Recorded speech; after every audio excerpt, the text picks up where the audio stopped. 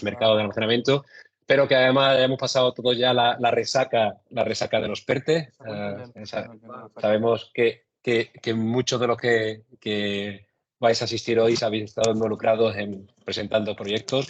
Creemos que además ha sido todo un éxito de convocatoria por los datos que tenemos, por el número de aplicaciones, y eso está, yo creo que es una señal del interés y la avidez del mercado por el almacenamiento, ¿no?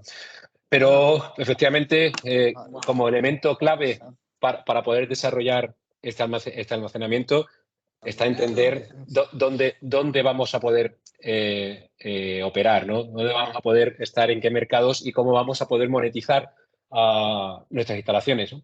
Ahora mismo, y el equipo de MRC ha hecho un gran trabajo que os va a presentar ahora a través de José Manuel.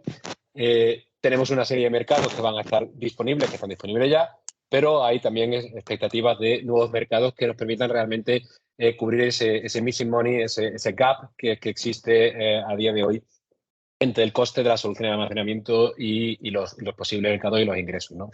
Así que tampoco quiero alargarme mucho. Creo que en el día de hoy el protagonismo lo tiene MRC y José Manuel sobre el trabajo que han hecho. Así que, entender que lo que vamos a hacer es una actualización. Esto es un proceso que está evolucionando casi día a día en el mercado español. Y nuestra idea es, además, que de manera trimestral mínimamente podamos hacer esta actualización, como la que vamos a hacer hoy, sobre dónde estamos, sobre qué cosas se pueden hacer hoy, cuáles son las barreras o no que pueden existir y cuáles son los mercados futuros que entendemos que irán apareciendo y que podremos ir capturando como posibles upside a los modelos de negocio de nuestros almacenamientos. Así que, sin más dilación, José Manuel, te cedo la palabra y nada, luego entraremos en una parte de debate y de preguntas para que trataré de moderar y de agilizar. José, es tu turno. Vale, perfecto, Eugenio, muchas gracias. Voy a comparto pantalla. Vale. ¿Estáis viendo, no, mi pantalla ya? Sí, adelante. Vale, perfecto. Bueno, pues un poco la agenda va a versar sobre los temas que ya ha ido comentando Eugenio. Pues principalmente vamos a empezar haciendo una revisión de los diferentes mercados, ingresos o servicios que están disponibles para el almacenamiento en términos generales. Es decir, aquí no nos centraremos solo en España, sino pensando un poco en un potencial diseño de mercado futuro, analizando otras referencias, cuáles son los diferentes mercados e ingresos sobre los que vamos luego a entrar más en detalle. En el punto 3 comentaremos el estatus regulatorio de cada uno de estos mercados en España, y aquellos que ya están regulados, pues presentaremos un poco qué oportunidades vemos para el almacenamiento y qué riesgos o barreras de mercado presentamos. Pensando un poco a futuro, pues lo que hay que analizar es aquellos ingresos y mercados que se espera que en algún momento se lancen en España, pues seguramente se desarrollen en líneas muy parecidas a los que se ha venido haciendo en Europa. Por ello, pues nos centraremos en algunas experiencias europeas que podrían en cierta medida ser tomadas como mejores prácticas en el desarrollo de nuevos mercados e ingresos para almacenamiento. Y con todos estos, digamos, ingredientes, pues daremos algunas pinceladas sobre cómo vemos nosotros pues, el futuro escenario de revenue stacking dentro del marco europeo y en particular en España. Simplemente por comentar, aquí lo que vamos a hacer es un análisis, o sea, no cualitativo, porque entraremos en términos cuantitativos, pero no vamos a presentar el caso de negocio asociado a estos ingresos, sino que vamos a hacer una revisión del potencial de estos ingresos y del estatus regulatorio o los gaps regulatorios asociados a los mismos. Bueno, el objetivo principal un poco de esta sesión y de todas estas sesiones periódicas que, como ha venido diciendo Eugenio, queremos ir desarrollando, pues es trabajar en este pilar muy importante para el desarrollo del almacenamiento.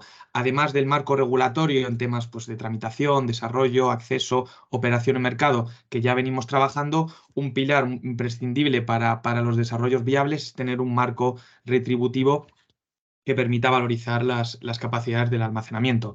Entonces, en este sentido, en esta sesión vamos a presentar cada uno de los ingresos con el objetivo de poder dar algunos guías sobre cuál puede o cuál creemos que debería ser el escenario futuro de ingresos en España. Vale. Iniciando ahora con la revisión general de los diferentes ingresos en los que puede participar el almacenamiento, pues el primero y quizás el más fácil de entender por todo el mundo, pues es el arbitraje en el mercado diario, es decir, pues programar tus cargas y tus descargas en las horas con precios mínimos y con precios mayores del mercado diario. Pues esto te puede permitir, en función de las sendas y previsiones de precios para cada día, pues realizar desde un 0 ciclos diarios, porque pudiera darse días en los que los precios son tan planos que no incitan a ningún ciclado en el mercado diario, un ciclo diario o eventualmente más ciclos diarios en función de cómo vengan los perfiles de precios. Adicional a la operación en el mercado diario, también se puede realizar un arbitraje en los diferentes mercados intradiarios que pueden permitir capturar unos spreads de precios mayores, además de que, dada la granularidad de estos mercados, pueden permitir que este spread no solo sea capturar más ciclos y este spread. Pero luego, bueno, como veremos, ya que toda esta operación, tanto en el diario como en el intradiario, está sujeto a la activación, es decir, necesitas que exista volumen, necesitas que exista liquidez. Esto es un problema en el caso de los intradiarios o puede llegar a ser un problema, no lo vemos así en el intradiario. Luego las otras líneas de ingresos que ahora mismo en otras jurisdicciones, muchos de ellos en España, están asociados con los diferentes servicios de balance o de control de frecuencia. En ese sentido, pues tenemos la respuesta primaria, que vendría a ser toda la respuesta que va desde el tiempo real hasta 30 segundos. Este es un ingreso que en otros países es remunerado, es decir, los generadores que hasta ahora y el almacenamiento ofrecen este tipo de reservas y de respuestas ofrecen una remuneración. En España, hasta el momento, es un servicio obligatorio para los generadores síncronos que no se remunera. Y este es ahora mismo el estatus. Luego tendremos la reserva secundaria, que en España funciona con una combinación de pago por disponibilidad, por asignación de banda y luego un pago por activación.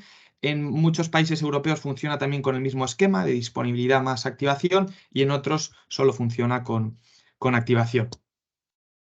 Una vez superamos los 15 minutos, ya tenemos la reserva terciaria y la reserva de sustitución. Todos estos mecanismos, como veis, aquí además del nombre un poco con el que se le conoce en el mercado español, hemos incluido las siglas dentro de los códigos de balance europeos, cómo se conoce a cada una de estas reservas. Ya que, bueno, como luego comentaremos más en detalle, todos estos servicios de balance hay planes europeos para llegar a desarrollar un mercado integrado de todas estas reservas.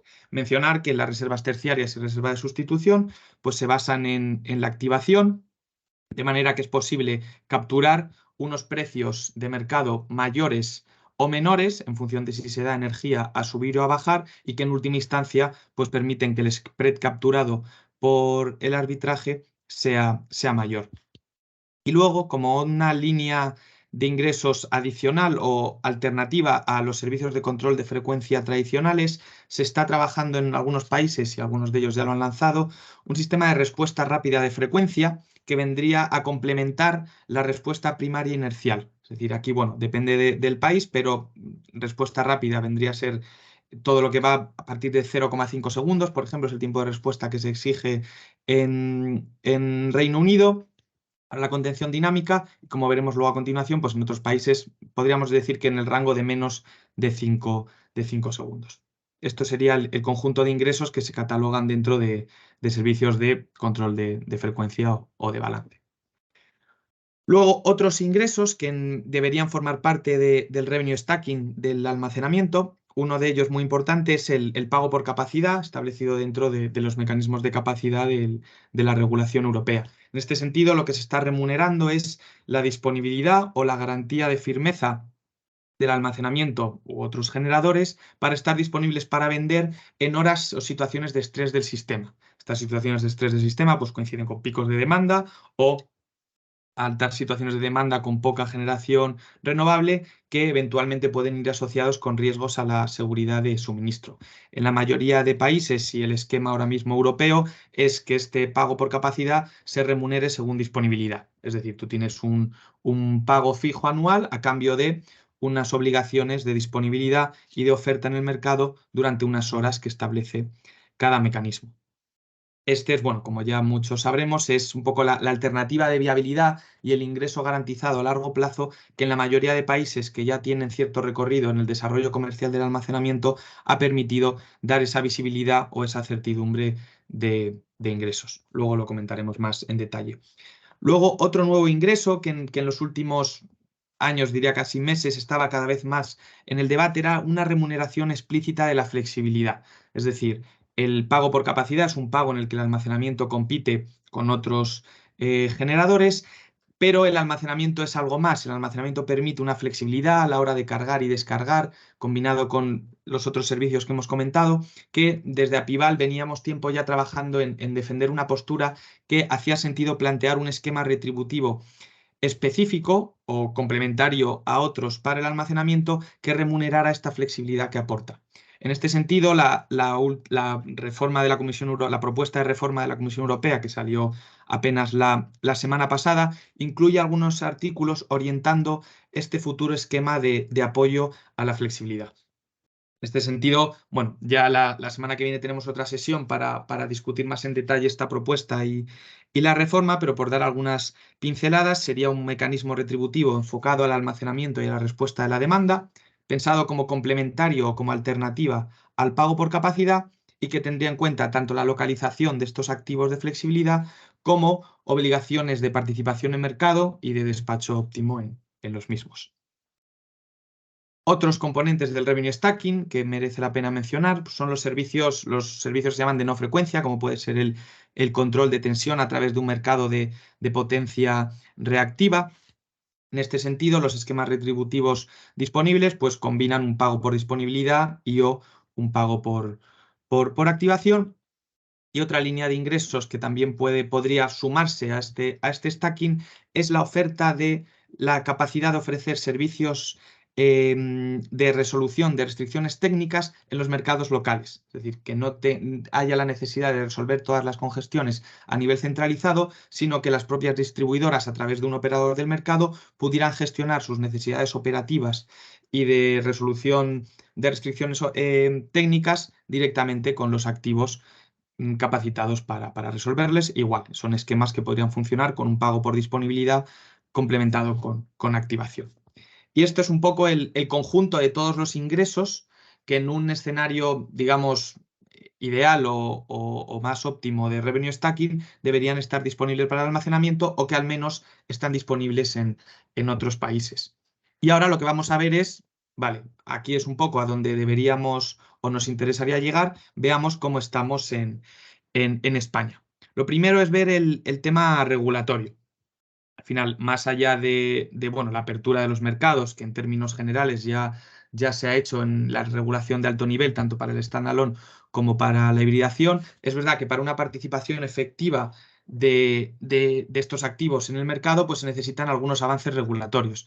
En este sentido, pues bueno, para la participación en los servicios de balance y el mercado diario e intradiario, pues lo más crítico es terminar de regular cómo va a ser la participación de la hibridación, ya que, bueno, hasta que no estén oficialmente aprobados los procedimientos de operación 3.1 y 3.2 que deben regular esta operación de las unidades híbridas, no será algo que oficialmente esté regulado en España. Es verdad que estos borradores ya permitían la carga de red de estas unidades híbridas, pero es algo que está todavía por aprobar y esperemos que, bueno, que en este Q2 de 2023 ya tengamos novedades.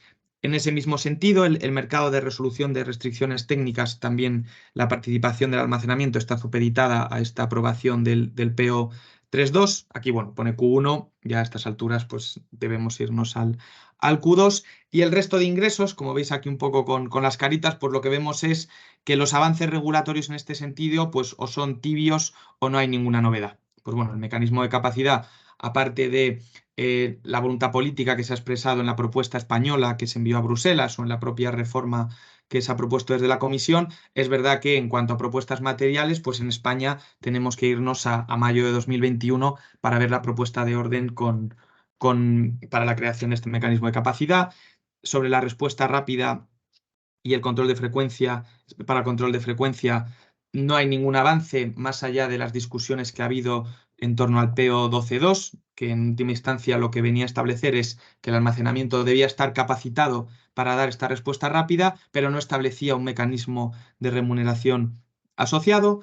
Para el control de tensión, Red Eléctrica está trabajando en un proyecto piloto para remunerar esto mediante mecanismos de mercado, pero más allá de este proyecto piloto no hay una regulación en firme. Y bueno, misma situación para los mercados de flexibilidad a nivel local, en los que OMIE está realizando sus propuestas y desarrollos sobre cómo vería el potencial del almacenamiento en estos mercados, pero no hay ninguna propuesta regulatoria en firme. Vale, entonces con este marco regulatorio, ahora vamos a ver un poco cuáles son los riesgos, oportunidades y barreras de mercado que vemos en cada una de las líneas de ingresos que sí están reguladas en España. En este sentido, en el mercado diario, por lo que esperamos es que, bueno, a medida que siga la penetración renovable y principalmente la fotovoltaica aumentando, lo que veamos sea una mayor depresión de precios, es decir, la curva de precios en las horas centrales va a ser cada vez más baja. Esto es algo que ya venimos viendo en los últimos años, particularmente este año 2023. En última instancia, estos menores precios durante el día, sumados a que los picos durante la noche, en caso de que sea necesario la activación de más ciclos combinados, en última instancia va a llevar a mayores spreads, es decir, el potencial económico del arbitraje esperamos que crezca en el futuro. En cuanto a los riesgos, pues bueno, al final existe cierto riesgo a la canibalización, aunque más limitado, ya que bueno, el volumen de estos mercados es bueno, muy superior a todos los demás que veremos. Al final en España pues casi el 70-80% de la generación pasa, o bueno, está obligado toda la generación a pasar por el mercado diario, lo cual garantiza la liquidez del mismo. Y el principal riesgo pues viene más por el lado de los competidores para el almacenamiento en torno a estos spreads, que pues principalmente es la capacidad de interconexión, que en última instancia lo que acaba haciendo es balancear los precios tanto a la baja en las horas pico o al alza en las horas valle, y luego pues otros almacenamientos, como puede ser el bombeo, que pueden competir por estos spreads. En los mercados intradiarios esperamos unas tendencias parecidas, al final una mayor penetración renovable lo que va a acabar generando es unas mayores necesidades de balance, es decir, un aumento de la liquidez en estos mercados intradiarios, que es lo que usan los agentes para ajustar sus posiciones, pero sí es verdad que el volumen de estos mercados es, en términos relativos, mucho más limitado, es decir, las necesidades al final de balance están en torno a un rango 10 veces inferior o a veces más que el volumen que se mueve en el mercado diario. Entonces, con los volúmenes que vemos de penetración de almacenamiento, bueno, el objetivo del PNIE, que era 2,5 gigas en el 2030, creemos que con el estatus actual del mercado ese objetivo se ha quedado muy corto. Deberíamos, de cara a poder acompasar el ritmo de penetración fotovoltaica, deberíamos ser mucho más ambiciosos en cuanto a los objetivos de baterías, pues el volumen que se va a mover en estos intradiarios por este volumen de energía, pues tendrían que competir una capacidad de almacenamiento mucho mayor. Y en ese sentido también lo que vemos es una cierta, lo que llamamos nosotros, competencia entre mercados. Al final, todos estos, desde el mercado intradiario hasta los servicios de balance, persiguen un mismo objetivo a nivel sistema, que es balancear la generación y demanda. Entonces, el dónde juegue el almacenamiento, es decir, el almacenamiento puede jugar o en el intradiario o en los servicios de balance, es decir, o balancear bilateralmente las posiciones de los agentes en el intradiario o balancear a nivel sistema en los servicios de balance. Pero sí es verdad que con el nivel de penetración de baterías que esperamos, al final, pues ambos servicios se van a acabar solapando o compitiendo unos entre sí, podríamos decir.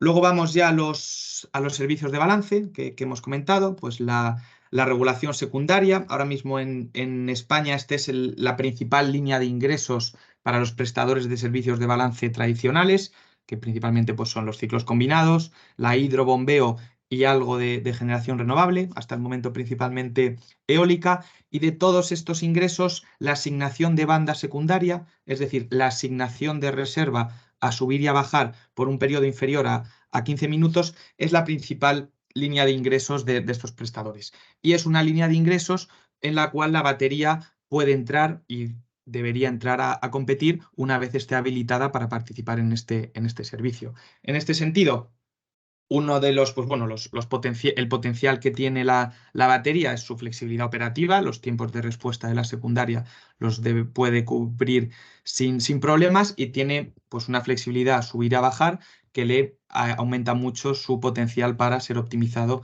para ofrecer estas reservas. Como limitantes o barreras, pues en primer lugar, la participación en este mercado de banda secundaria tiene que hacerse dentro de una zona de regulación, con una capacidad instalada de más de 200 megas dentro de esta zona de regulación.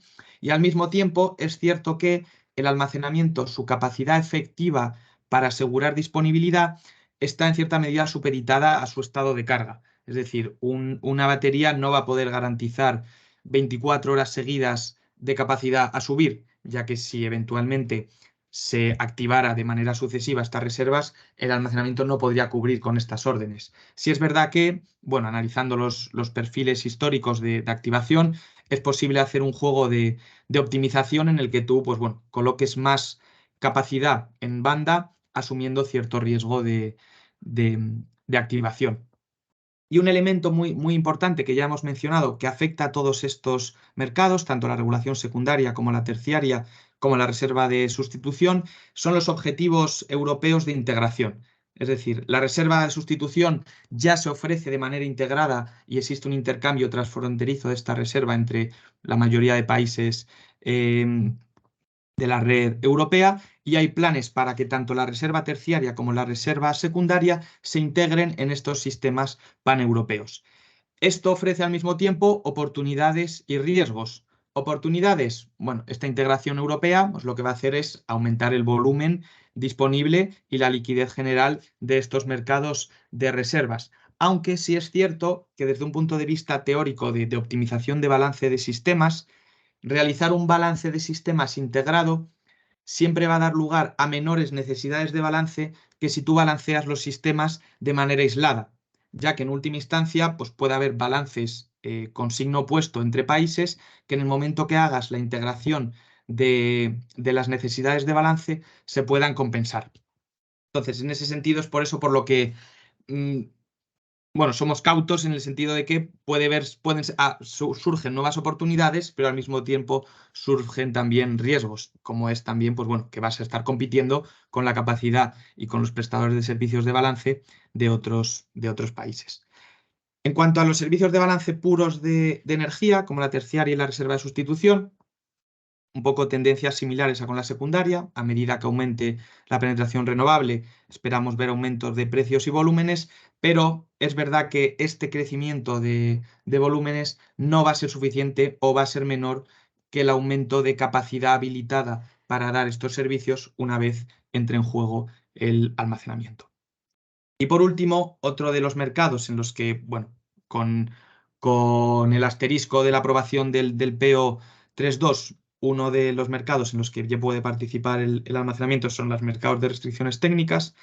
El potencial del almacenamiento en estos mercados viene principalmente por su flexibilidad geográfica. A diferencia de la mayoría de generadores o de la demanda, el almacenamiento puede casi instalarse en casi cualquiera de los nudos de la red, dado que bueno, su uso de tierras es relativamente mucho menor. Y esta es, si tú consigues situar tu almacenamiento dentro de un nudo en el que existan necesidades de restricciones técnicas, puede existir un potencial de capturar unos precios mayores.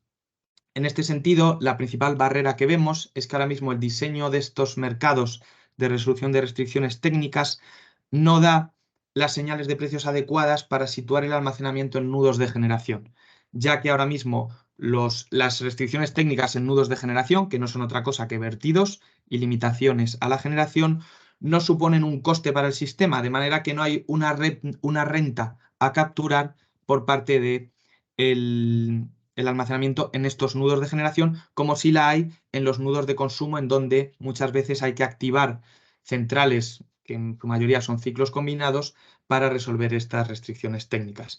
En última instancia, ya con una visión más de largo plazo, en la que el almacenamiento se incluya dentro de la planificación integrada de la red, mediante ya sea planificación o señales de precios, en última instancia el almacenamiento puede competir o reemplazar inversiones en red. Y bueno, con todos los ingresos que hemos ido comentando, aquí a título ilustrativo, como decíamos, pues el objetivo de esta sesión no es discutir el caso de negocio base, pero bueno, simplemente de una manera gráfica, aquí lo que mostramos es, vale, con el marco de ingresos actual regulados, este es un escenario de referencia de operación de una batería de 2 horas con estos valores de CAPEX y OPEX, y lo que vemos es que bueno, existe un importante hueco de rentabilidad en torno al 40% que debe cubrirse con otras líneas de ingreso o fuentes de financiación para el almacenamiento. ¿Y cuáles son esas alternativas? Pues bueno, la primera la tenemos muy reciente, son las ayudas directas al CAPEX como las que establece el PERTE, pero es verdad que esto lo vemos como medidas puentes, subsidios extraordinarios, y de cara al futuro y a una gestión óptima del sistema y de las diferentes tecnologías, deberíamos avanzar hacia medidas estructurales que lo que hicieran fuera definir nuevos ingresos que valorizaran las capacidades del almacenamiento.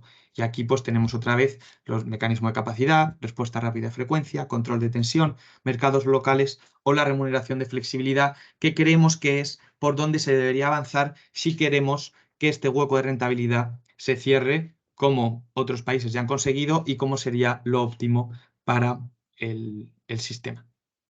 Y en este sentido ahora, pues bueno, vamos a ver estos instrumentos que vemos disponibles y que no es viable desarrollarlos en España, cómo han hecho otros países para desarrollarlos y ponerlos en marcha, analizando las experiencias internacionales.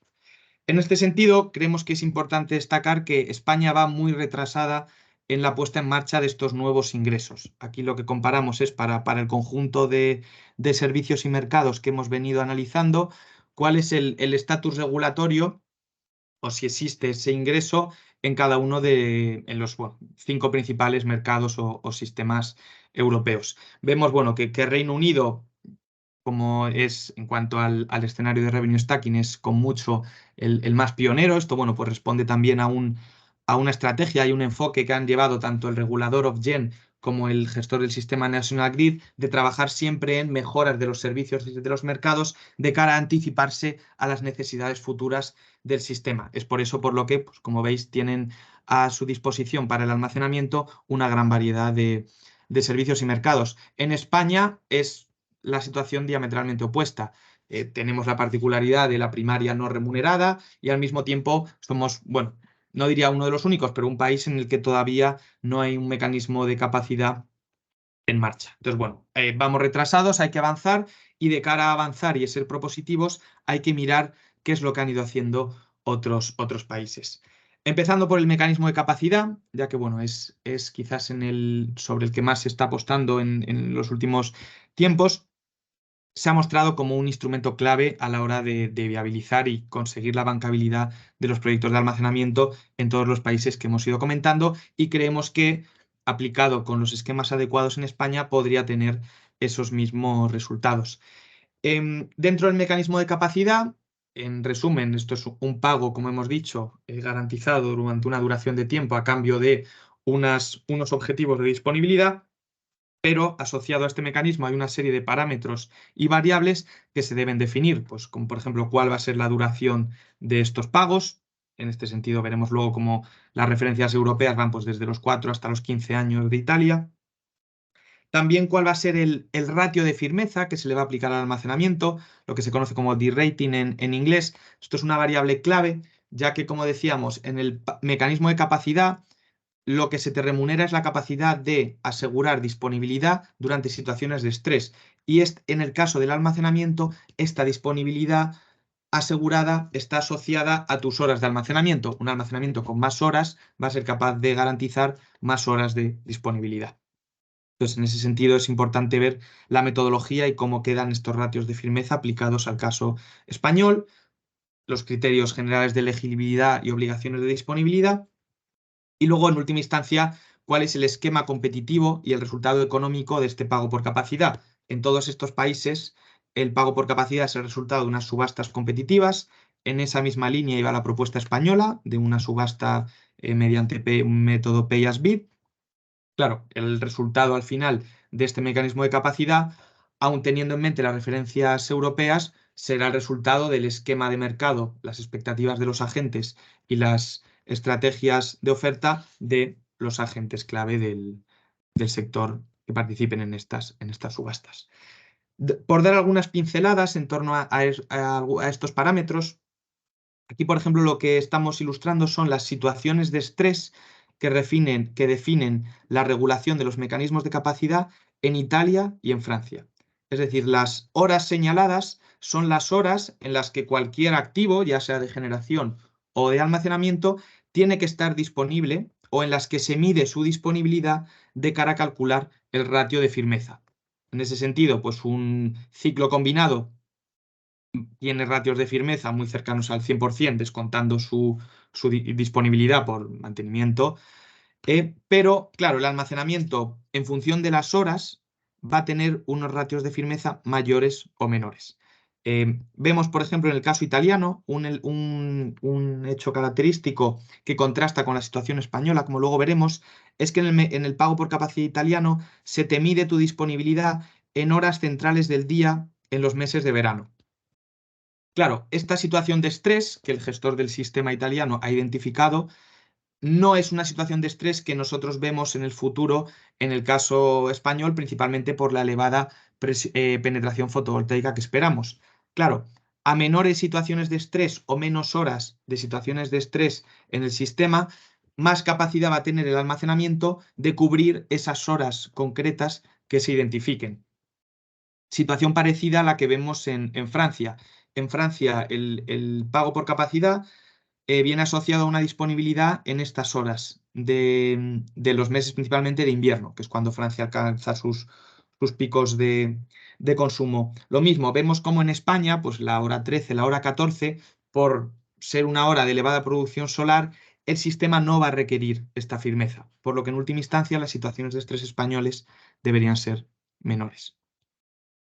En cuanto al resultado económico, en esta tabla de aquí lo que mostramos es un poco el resultado de las diferentes subastas que hemos venido viendo en los principales países, ¿vale? En este sentido, primero mostramos los dos resultados de las subastas de Francia que se hicieron en 2020 para dos periodos diferentes, del 21 al 27 y del 22 al 28. En ambos casos se trabajaba con subastas con una duración de 7 años y el pago anual resultante es como se muestra aquí, que una vez que se aplica el factor de ratio de firmeza o el D-rating, nos da el pago neto que en última instancia una batería de 2 horas estaría recibiendo. Vemos como el pago francés es considerablemente más bajo, por ejemplo, que las últimas subastas que se han visto en Italia y en Reino Unido. Hay que tener en cuenta lo que habíamos dicho ya antes, la situación de mercado en la que se produce cada subasta. Pues 2020 veníamos justo viviendo la tendencia decreciente de costes de CAPEX de la batería. Claro, es muy posible que los ofertantes de las subastas de capacidad de Francia pues descontaran esa tendencia en sus ofertas del mecanismo de capacidad. Claro, la situación y previsiones de precios en 2020 de costes de la tecnología no tienen nada que ver con lo que estaríamos viendo en un concurso de capacidad, en un mecanismo subasta de capacidad que se lanzará este año. En ese sentido, vemos como la subasta de Italia tiene dos particularidades. En primer lugar, la duración del pago, que se va hasta los 15 años. Esto es, bueno, el máximo, incluso en cierta medida es superior al límite que establece la regulación actual de los pagos por capacidad, que establece que deben tener una duración máxima de 10 años. Para irte a más allá de eso tienes luego que revisar el mecanismo. Es verdad que como la regulación del pago por capacidad se hizo previo a la entrada en vigor de la regulación del mercado interior en 2019, pues bueno, Italia ha conseguido bypassear esta limitación y otorgar pagos por capacidad durante 15 años. Y luego el caso de Reino Unido lo vemos interesante. Reino Unido plantea dos esquemas de subastas, T1 más a corto plazo y T4 más a largo plazo, orientado a nueva capacidad. Y aquí creemos que es bastante ilustrativo analizar los resultados económicos de la subasta de 2021 y de la de 2022, ya que, en primer lugar, lo que se ve es que, bueno, que el gestor del sistema actualizó, por ejemplo, los ratios de firmeza que aplicaba el almacenamiento, pero luego se observa un importante crecimiento tanto del pago bruto, sin ratio de firmeza, como del pago neto. Este crecimiento, pues creemos que se debe principalmente pues, a este cambio de previsión o de escenarios en cuanto a los costes de la tecnología para nueva capacidad.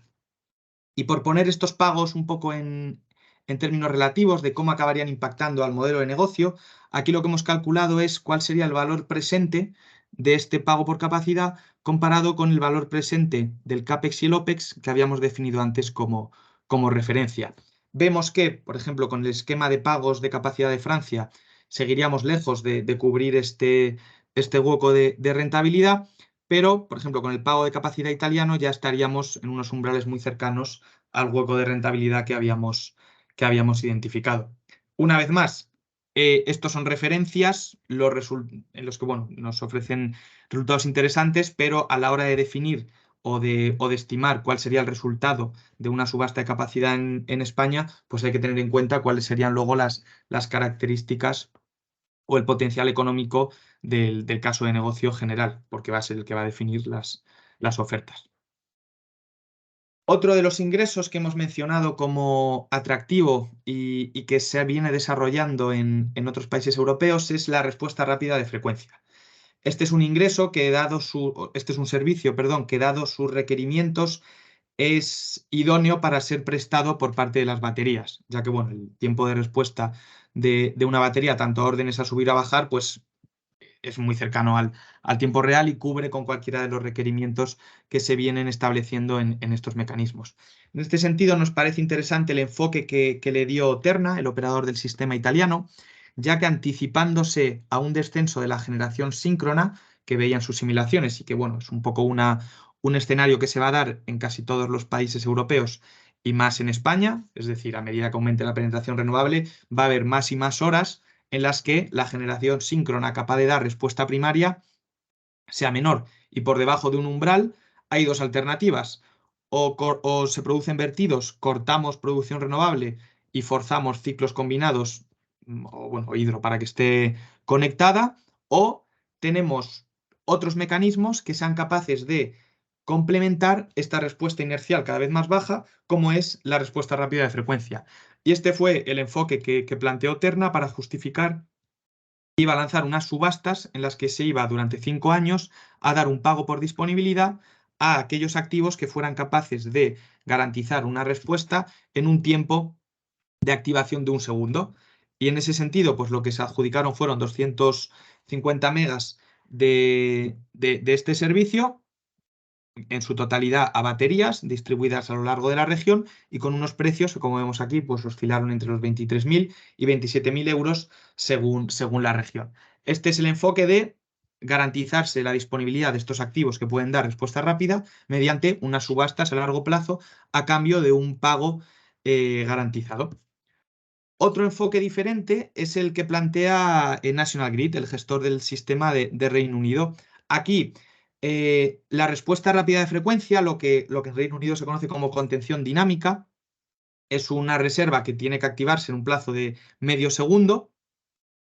Y ahí, en vez de asignarse mediante un pago por disponibilidad garantizado de 5 años, se van realizando subastas para las siguientes 24 horas con un precio que se establece mediante competencia día a día.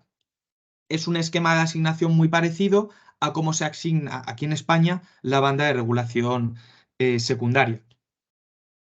Bueno, como vemos, por ejemplo, pues bueno, los precios de estas reservas, pues en 2022 se situaron en unos valores bastante atractivos, teniendo en cuenta que esto es una remuneración horaria por disponibilidad y considerablemente por encima de los precios que se veían en 2021, asociados, bueno, a la tendencia creciente de costes.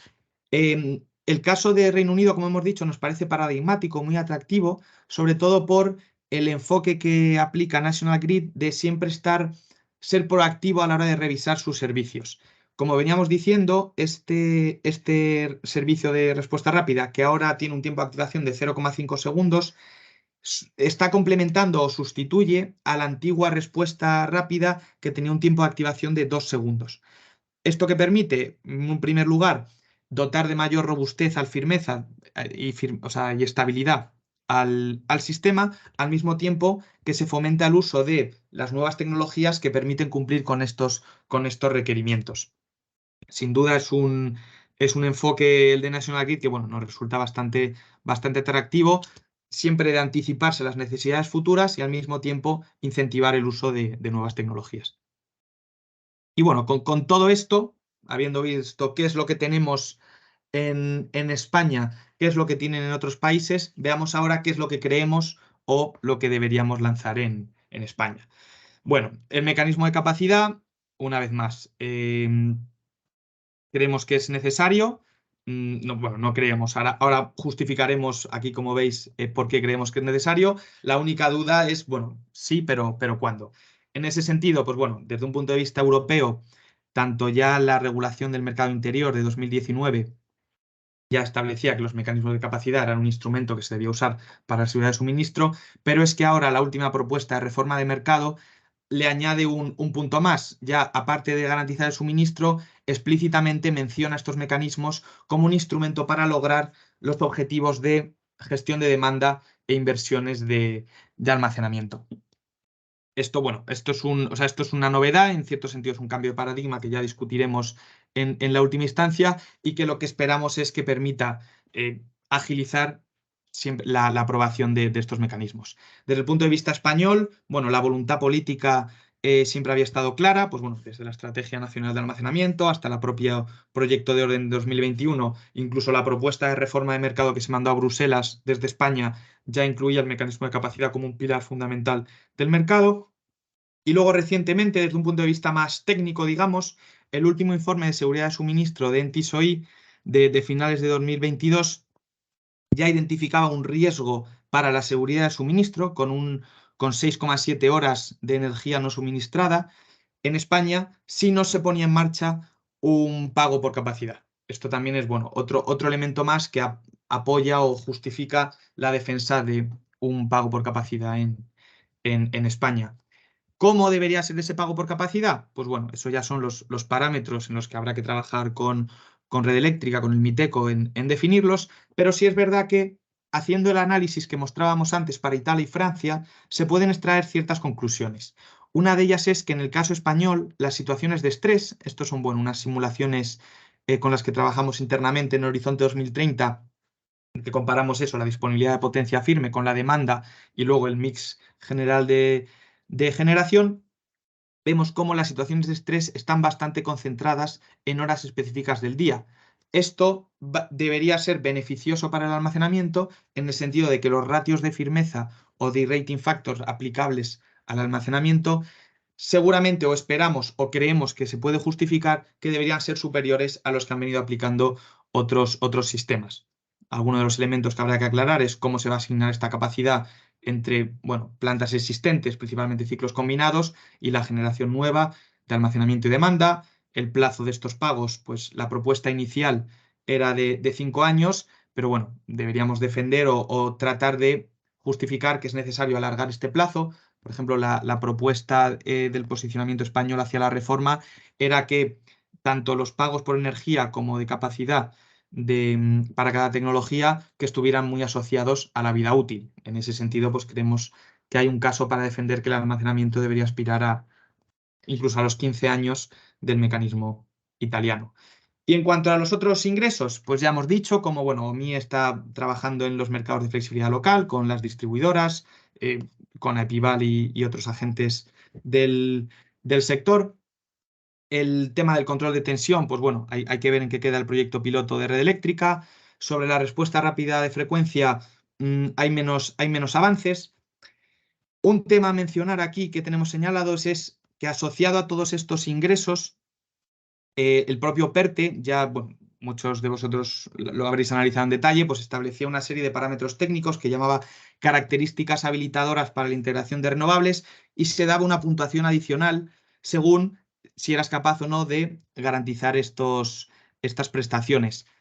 Claro, nosotros creemos que en vez de estas soluciones ad hoc en las que se da puntos si tienes estas capacidades técnicas, en lo que se debería trabajar es en una remuneración y unos mercados estructurales que fueran capaces a nivel sistema de valorizar estas prestaciones, como hace el Reino Unido. Es decir, si se ha identificado que el sistema necesita estas características habilitadoras, garanticemos que estas capacidades están disponibles en el sistema mediante instrumentos de mercado. Y en ese sentido, creemos que por ejemplo, los sistemas insulares pueden ser un laboratorio, bueno, un banco de pruebas, los sandboxes, para lanzar algunos de estos mercados, algunos de estos servicios y ver cómo cumplen el objetivo de garantizar la disponibilidad de estas capacidades al mismo tiempo que se asignan mediante instrumentos de mercado. Este es un poco cómo creemos que se debería avanzar.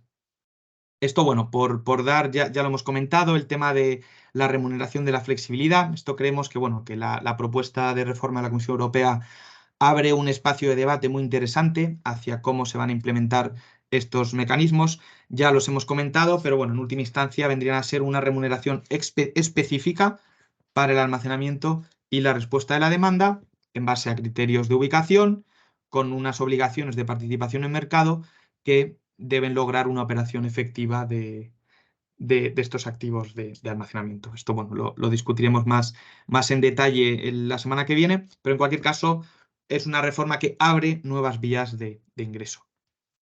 Y bueno, como conclusiones, para abrir ahora una ronda de debates, pues bueno, con los ingresos regulados a marzo de 2023 es difícil poner en marcha desarrollos comerciales y viables financieramente de almacenamiento en España.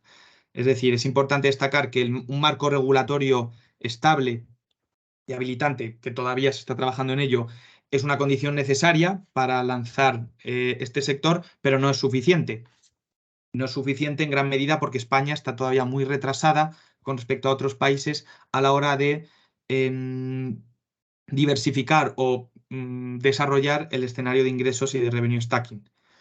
El PERTE y ayudas específicas creemos que son muy necesarias, muy bienvenidas y ayudan a empujar y a lanzar el despliegue del almacenamiento, pero no deben ser vistos como elementos estructurales en los que basar el desarrollo del almacenamiento, sino que en lo que se debe trabajar es en lo que hemos comentado, en mercados que de una manera estructural permitan dar valor a las capacidades y al aporte que el almacenamiento da al sistema.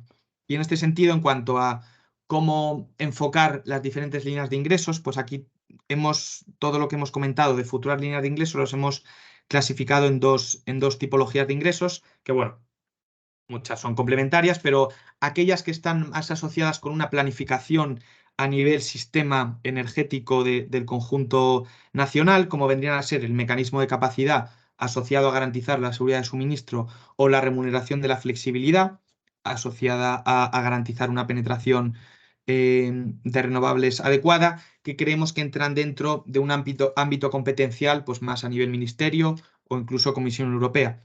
Pero luego hay otros ingresos, los que llamamos más ingresos operativos, cuyo objetivo es más la estabilidad operativa del tiempo real del sistema, como son la respuesta rápida, el control de tensión o los mercados locales, que entran en un ámbito de aplicación más nacional. Aquí creemos que es, o sea, igual que hacen en otros países, Red Eléctrica debería ser quien, apoyada o animada por el propio sector, Apival o el MITECO o la CNMC, debería empezar a trabajar en la puesta en marcha de estos mecanismos. Y bueno, esto es todo por mi parte. Bueno, quizás Muchas un más poco más gracias, José. extenso de lo que estaba pensando, pero bueno, hay algo de tiempo para debate. Efectivamente, muchas gracias, José, por la excelente presentación, haciendo también un breve resumen de lo que has comentado y remarcando algunos puntos que yo creo que van a ser importantes para el debate. Tenemos claro que existen servicios, existen funcionalidades que el almacenamiento puede dar que en ese stacking de servicios podrían generar, como ya se ha visto en otros países, generar modelos de negocio rentables. Sabemos que muchos de esos servicios van a sufrir un proceso de canibalización, pero precisamente este stacking de servicios nos va a permitir el poder ir evolucionando los modelos de negocio del almacenamiento y que un mismo activo que en principio va a ser diseñado para funcionar con una serie de ingresos pueda funcionar con otros ingresos en el futuro, y esa es una de las flexibilidades además que nos permite el almacenamiento, ¿no? También es importante, y lo has indicado, que no hace falta que reinventemos la rueda. Ya en otros países han hecho este camino y lo que tenemos que seguir es precisamente ese camino. Y tenemos tanto camino regulatorio como camino técnico, como camino de ingresos, por lo cual sería mucho más rápida la implementación de estos servicios y estas funcionalidades en España. Hemos visto que, y ya lo has comentado, que además tenemos bueno, una ventaja adicional y es que tenemos islas y las islas van a poder ser un laboratorio para este tipo de servicios, pero si solventamos el problema de la falta o la reducida señal de ingresos que a día de hoy no permite o no incentiva el almacenamiento en la isla, pero este tipo de servicios que precisamente en las islas van a demandar antes que la península de estas necesidades de inercia, de esos servicios de ajuste, pueden ser una solución, ¿no? Y además también la inclusión de nuevas tecnologías, como has comentado también en el caso, del Reino Unido, ¿no? Bueno, en resumen, tenemos todavía un camino por delante. Hay temas regulatorios que todavía ya hace falta que sigamos como sector empujando y avanzando. Hay muchas cosas por cerrar. Está el PO2, el PO 3.1 y el 3.2, pero también el PO 12.2, que nos va a obligar a ciertas funcionalidades como la primaria por parte del almacenamiento sin existir un mercado y con el consecuente uso del almacenamiento, o lo que has comentado precisamente en los PERTE, que para poder conseguir la máxima puntuación al final se va a tener que ir a dar estas capacidades habilitadoras, lo cual en un mercado no existente va a generar también una posible desincentivación a este tipo de cosas, por lo cual es importante que sigamos empujando en este camino. Así que, bueno, sin más dilación, vamos a pasar a las preguntas que ya también parte de la audiencia ha presentado en el chat. No sin antes indicaros que compartiremos con vosotros la grabación de este webinar y a los socios de Epival le enviaremos también la presentación para que puedan trabajar sobre ella, ¿no? Bueno, la primera pregunta que tenemos de Pilar Meneses y nos comentaba que en relación a las instalaciones híbridas, entiendo que sí se puede acudir a los mercados de secundaria y terciaria, reserva de sustitución, a día de hoy. Pero ¿qué falta exactamente por aprobarse del PO 3.1 y el PO 3.2 para que las plantas híbridas puedan funcionar? Vale, bueno, pues en ese sentido lo que falta es, míramente, aprobar la nueva redacción del PO 3.1 y PO 3.2. O sea, estos procedimientos de operación ya fueron revisados hace algo más de un año para introducir el almacenamiento como un agente y una unidad de programación, pero no está todavía definido cómo van a definirse las unidades de programación híbridas. Es decir, bueno, la propuesta del PO 3.1 lo que hace es definir que una instalación híbrida va a tener una unidad de programación para las ventas que va a incluir de manera agregada el almacenamiento y la generación, y luego una unidad de programación diferenciada para las cargas desde la red. Pero no está aprobado todavía esta redacción. Incluso, bueno, hay algunos puntos de la propuesta que hizo Red Eléctrica que desde Apival, bueno, presentamos alegaciones, principalmente asociadas al tratamiento que se le daba de gestionable a la hibridación. Entonces, bueno, es un proceso que está en marcha. Hasta que no quede aprobado el PO 3.1 y PO 3.2, una unidad de programación híbrida no va, o sea, oficialmente no puede definirse como unidad de programación. Pero sí es verdad que el enfoque y en ese sentido es compartido desde Apival de Red Eléctrica, van a poder cargar de red las unidades híbridas. Perfecto. Tenemos también una pregunta de Álvaro Morejón que me comentaba que relativo a los mercados de capacidad, ¿qué significa estar disponible? ¿Se podría durante estas horas tener un programa de producción casado y ofrecer servicio de ajuste? Vale, en ese sentido, bueno, es uno de los puntos, la redacción de la propuesta española, que va en línea un poco con el espíritu de otros mecanismos. La disponibilidad se mide mediante tus ofertas en el mercado, es decir, tú en las horas en las que tú tienes que garantizar disponibilidad, tienes que ofertar, ya sean los servicios de balance o en el mercado diario. Luego, otra cosa es que el mercado te case o no, pero tienes que ofertar en el mercado a unos precios competitivos. Entonces, sí, podrías estar jugando en el mercado diario y los servicios de ajuste también. Perfecto. Javier Rodríguez de Endesa nos preguntaba si el de-rating es significativamente distinto en distintos países. Que comentaras este concepto del de-rating y la diferencia entre países. Vale. Justo igual, o sea, este es un instrumento que en última instancia, bueno, en los diferentes países, pues bueno, en Italia lo define Terna, en Reino Unido National Grid, existe bastante diversidad. Al final esta diversidad va a ir asociada con las características estructurales de cada sistema, principalmente el perfil de demanda asociado al perfil de generación. Nuestra visión es la que ya veníamos comentando. Al final, a falta del estudio que haga Red Eléctrica, creemos que el caso español, sobre todo teniendo la garantía de que en horas centrales del día no va a haber necesidad de firmeza, eso ajusta mucho las situaciones de estrés futuras que vemos en el sistema. Entonces, por eso, por lo que, por ejemplo, el enfoque que nosotros planteamos para el D-Rating es identificando las horas más de estrés del sistema, ver qué capacidad tendrían diferentes horas de almacenamiento de satisfacer esas situaciones de estrés. Pues si dura 1 hora, pues todo el almacenamiento de más de 1 hora lo puede dar. Si dura 2, pues un almacenamiento de 1 hora no lo puede dar. Es un enfoque parecido al que usan otros operadores del sistema. Creo que Javi quería sí. responder al Sí, comentario de José Manuel. solo agradeceros a Etibal y a José Manuel. Solo un comentario muy breve. Te he hecho la pregunta a José Manuel porque una reunión en la que hubo con Red Eléctrica, con Ministerio, etcétera, el operador del sistema expresó, sé que era informal, pero habló de duraciones más largas, habló de duraciones largas. Yo creo que es clave para que las baterías puedan tener una buena remuneración por capacidad, que se trate de objetivar cómo se determina cuál es el evento de estrés que quieres cubrir. Los operadores del sistema velan mucho por la seguridad, pero hay que buscar una manera de que haya un equilibrio entre la seguridad y que el evento sea el adecuado, porque si no, como ya has mostrado, y me alegro que lo hayas mostrado, cambia muchísimo y una misma batería de 2 horas en un país tiene un D-rating la mitad que en otro. Nada más que eso, y que aquí, en la medida de lo posible, desde Epival ya trabajemos desde ya en hacer una propuesta que sea razonable y justa. Gracias. Muchas gracias, Javi. Yo quería, bueno, más que una pregunta, comentario también para que lo pudiera desarrollar José, es respecto al mecanismo de capacidad. Aquí, bueno, en todo momento siempre se plantea como una de las, digamos, del base load de remuneración del almacenamiento, ¿no? Pero, bueno, y es algo que hemos discutido con el tema de la reforma del mercado eléctrico, siempre entendiendo que el mecanismo de capacidad va a ser compatible y parte del S-stacking de servicios. No podemos hacer sistemas de almacenamiento perezosos que solo estén dedicados a eso, ¿no? Quería, bueno, que comentaras un poquito al respecto. Justo, sí, sí. O sea, al final la clave de todos estos servicios y mercados es, o sea, lograr que el almacenamiento maximice el valor que aporta al sistema mediante sus diferentes funcionalidades. Entonces, en este sentido, como veíamos, pues el mecanismo de capacidad te remunera una cosa concreta, que es la capacidad de estar disponible en estas horas de estrés.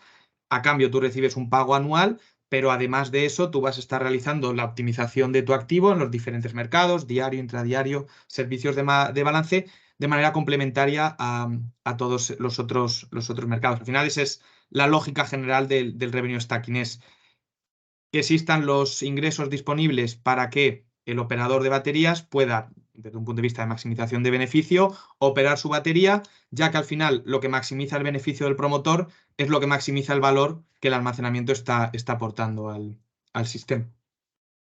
Genial. Está abierto también el turno de preguntas para que si directamente con viva voz podáis preguntar. Como hemos empezado con unos 5 minutillos de retraso, vamos a seguir alargando estos minutos también la sesión.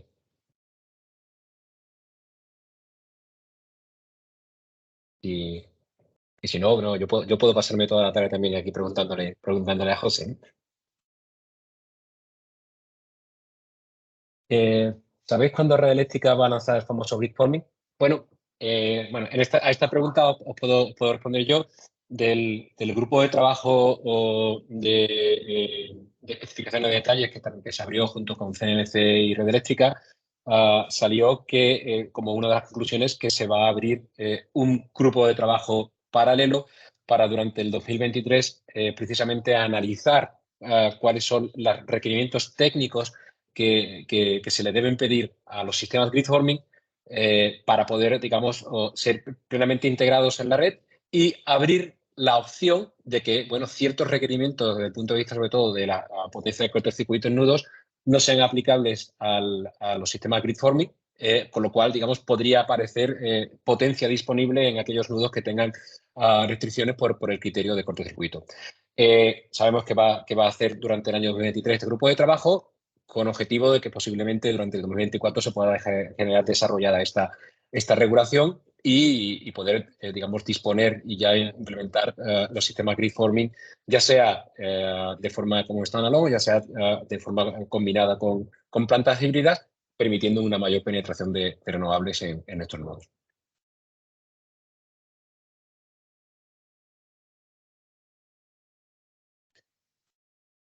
¿Una pregunta más?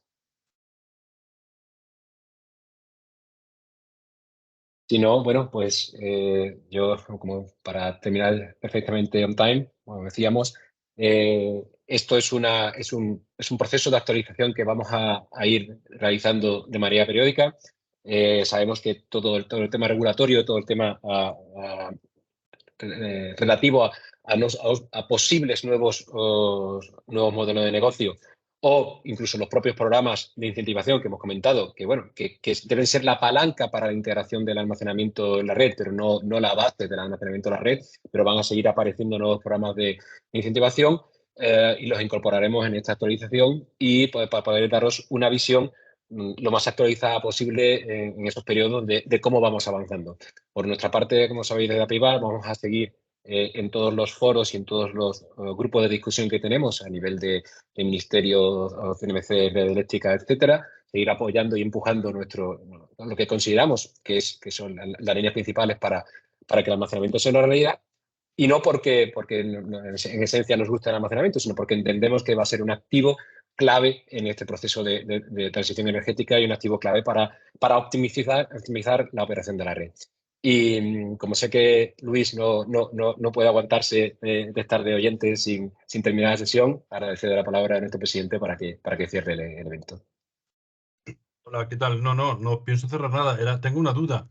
En este escenario de tanta todavía espacios de incertidumbre o por aclarar, ¿qué interpretación le dais vosotros? Y en general es una pregunta de reflexión a todo el mundo, al exitazo de la licitación de hace 2 días, ¿no? Donde se calcula que que se han podido solicitar por encima de los 2.000 millones de euros en subvención cuando estaba capada o el tope estaba marcado en 150 millones, o sea, más de 15 veces la capacidad dispuesta, ¿no? Ha habido un aluvión de proyectos y por tanto ha sido un auténtico exitazo.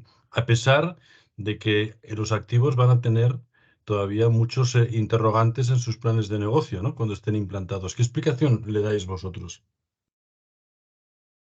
José, te cedo a ti. Vale.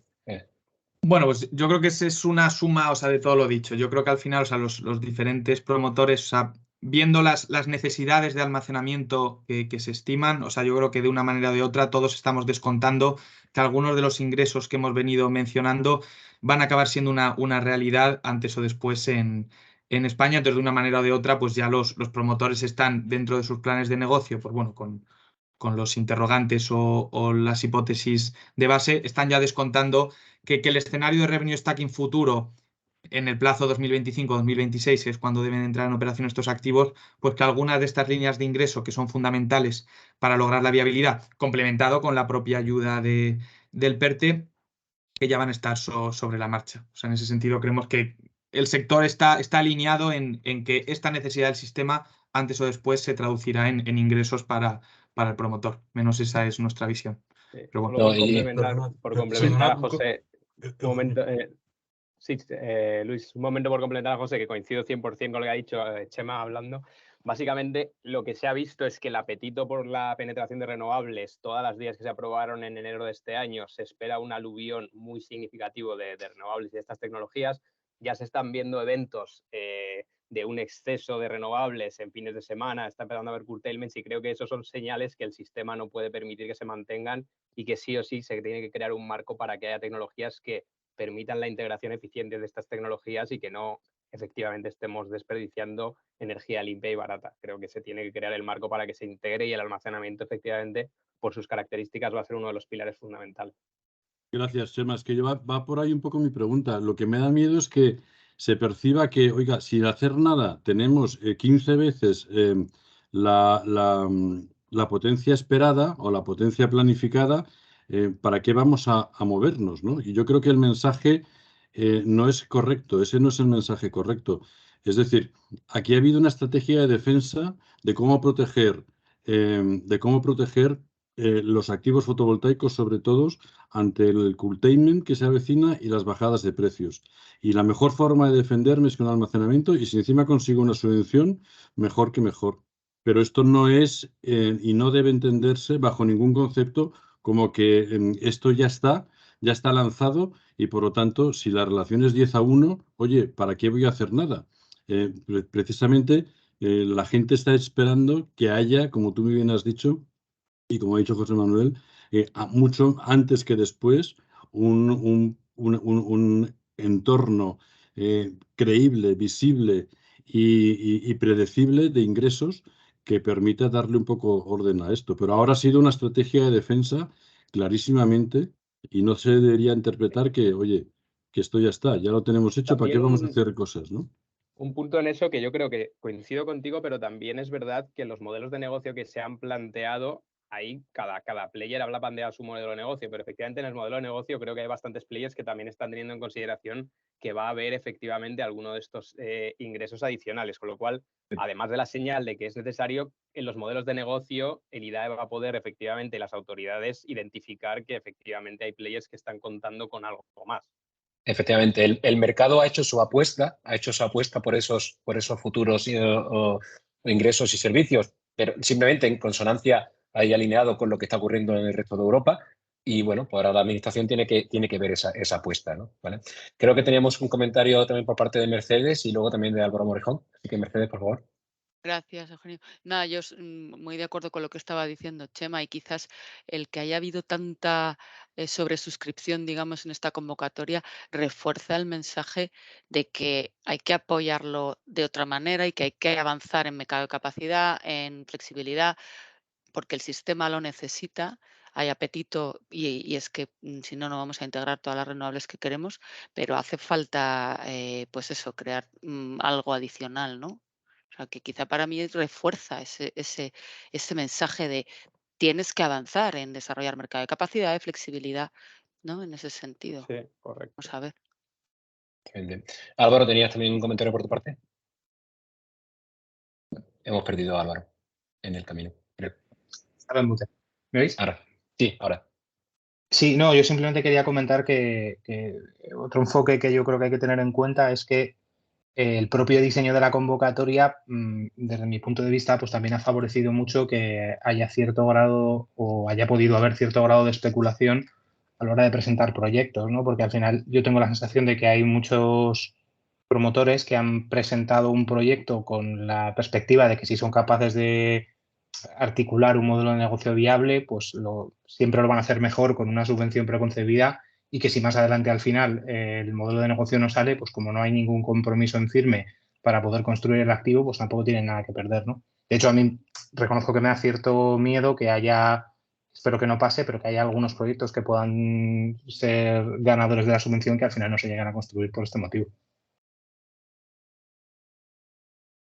Yo creo que sí, que efectivamente eso es otro de los riesgos que va a ocurrir y seguramente en esos 2.000 millones que ha comentado Luis habrá una parte importante de ese tipo de proyectos. Pero bueno, yo creo que también es parte del trabajo del IDAE de analizar la real viabilidad de los proyectos para entender cuáles son los proyectos reales y cuáles son los proyectos que efectivamente van a ser una realidad en este PERTE, ¿no?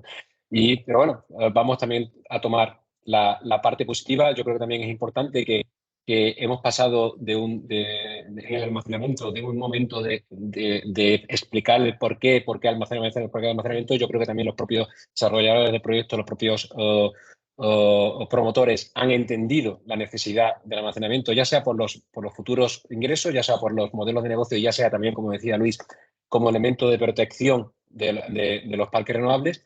Y ahora estamos trabajando ya en el cómo y en el cuánto, ¿no? Hemos dado un paso adelante muy importante, sobre todo en los que hemos vivido el almacenamiento desde hace muchísimos años. Hemos visto ese cambio y ese cambio de mentalidad también en los promotores. Yo creo que ha sido importante. Ya lo han interiorizado que el almacenamiento va a ser parte de los proyectos que van a hacer a partir de ahora. Y esto es un ejemplo.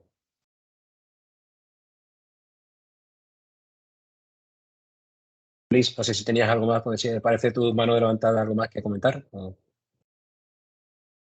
No, solo lo único que diría que estamos revisando y que será la siguiente actualización y lo haremos después de Semana Santa, bueno, cómo lo que se ha aprobado en la reforma del mercado eléctrico, que ha aprobado en el diseño del mercado eléctrico que ha aprobado la Comisión y que lo ha enviado al Parlamento, también, así como las las recomendaciones que ha enviado directamente a cada estado, cómo podría afectar todo esto que hemos estado hablando hoy, ¿no? Porque hay cosas que probablemente van a ser imperativas, aunque les queda tiempo, porque van a estar en el diseño del mercado eléctrico nuevo, y hay otras que son recomendaciones que nosotros creemos que tenemos que presionar y estimular a que el regulador las implante lo antes posible porque son muy saludables. Pero esto creo que será materia de la siguiente actualización cuando tengamos tiempo de estudiarlo a fondo y revisar su impacto.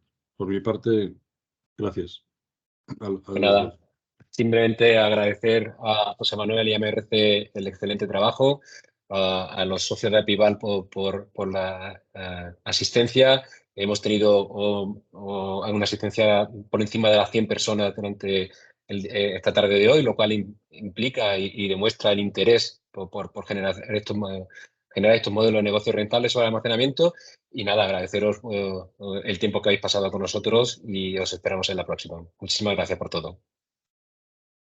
A vosotros, Gracias. Gracias a todos. Gracias. Muchas gracias. Gracias a todos.